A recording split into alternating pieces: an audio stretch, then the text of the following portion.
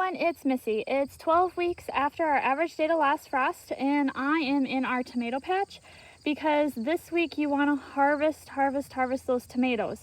Specifically, you want to look for the tomatoes that have split or cracked, and you want to harvest those first and use them right away. And this is an example of one. We had grown a lot of heirloom varieties, so you're going to see a lot of defects. They're not going to be the perfect tomato as you have in the hybrid varieties.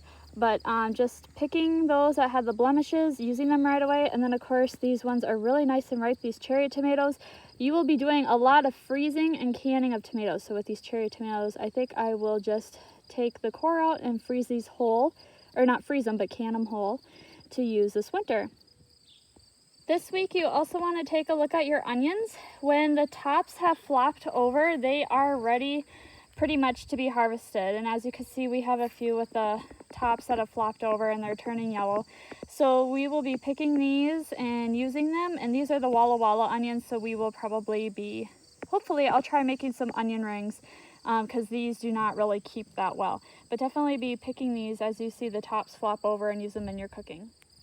Also, you want to be checking your winter squash, which for us would be the acorn squash we have here, and your pumpkins. And you can see that we have lots of different squash coming, and some are turning a really nice deep green. But we're here because we want to make sure that we cut off any new blossoms such as these down here. Even though they're pollinated, they're not probably going to ripen or amount to anything before the frost. So you want to have the plant direct its energy to the fruit such as this one and have it finish ripening, so you have nice squash to preserve for winter use. So what I'm going to do is just take my scissors and just go along and cut off all these extra blossoms. And actually, to make it easier, because I do see that the vine has trailed through the fence, you can cut off the tips of the vine. You just want to make sure that you cut it so that way you save the squash that you want to keep. So you can see where the squash is attached, and I'll just come through, clip off the vine like that, and then I'll remove it and we should be good to go. Another thing that you want to do is clear out any plants that are no longer being harvested to make room for your cover crops, or you could also be planting something like carrots or something this week as a late fall crop. But as you can see, this is where our cucumbers were, and we have our trellis system set up. We pulled this down weeks ago because we didn't want to harvest any more cucumbers, but just know that this would be the week that you would pull out your cucumbers if you still had them.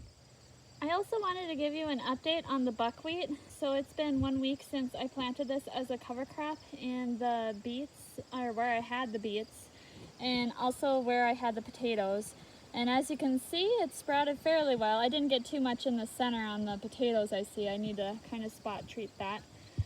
But it's growing really well, and this crop I will keep an eye on. Of course, it isn't going to flower out right away, but as soon as it does, I'll make sure to trim off the top so I don't have seeds to worry about next year. So I did get the rest of the pea vines turned over. I do have some weeds that are sprouting, but I'm going to wait for another week before I put on any winter rye as a cover crop over this. I did notice that I do have some peas that sprouted here in a row, so when I turned it over, I must have got the seed to start germinating that I planted last spring, and I was having a hard time growing. And this was our sweet corn. So I did harvest all the sweet corn and we removed the stalks. The sweet corn was planted too close together, so I did not get a good crop of sweet corn this year, so I'm definitely going to plant them further apart than what we did. We did get enough to eat for a couple meals, but it really wasn't that great. On the other hand, I did let the weeds get away from me in the back of the garden, around the fence perimeter especially, because it was too hard to get back there with all the corn stalks and tassels. So I'm still working on that. But as soon as I get that all cleared, where the bare ground is, I am going to be spreading winter rye on it right now this week. And I got a bigger bag of that than the buckwheat. So the buckwheat I bought a pound of, because there's only a certain limit of time that you can spread that over bare spots in your garden. And I got 5 pounds of winter rye. And I also purchased this over Amazon. and I believe it comes from Nature Seed. And so I am just going to open this up and start scattering this through the bare spot that I have here.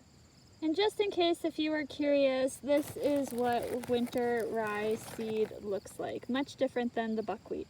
And to broadcast this, you just want to take your hand and kind of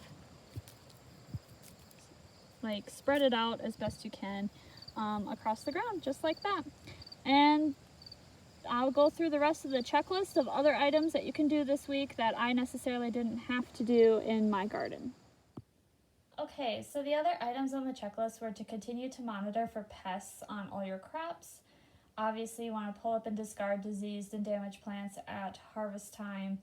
And then we were pinching out the blossoms off the winter squash. If you have cauliflower, you can blanch the heads for 1 to 2 weeks before harvest. And with cucumber and zucchini, you could continue to harvest if you still have those plants. And continue to sow carrots in the garden. Otherwise, that's it for the week. If you have any questions, please leave a comment below. Otherwise, thanks for watching, everyone. Bye.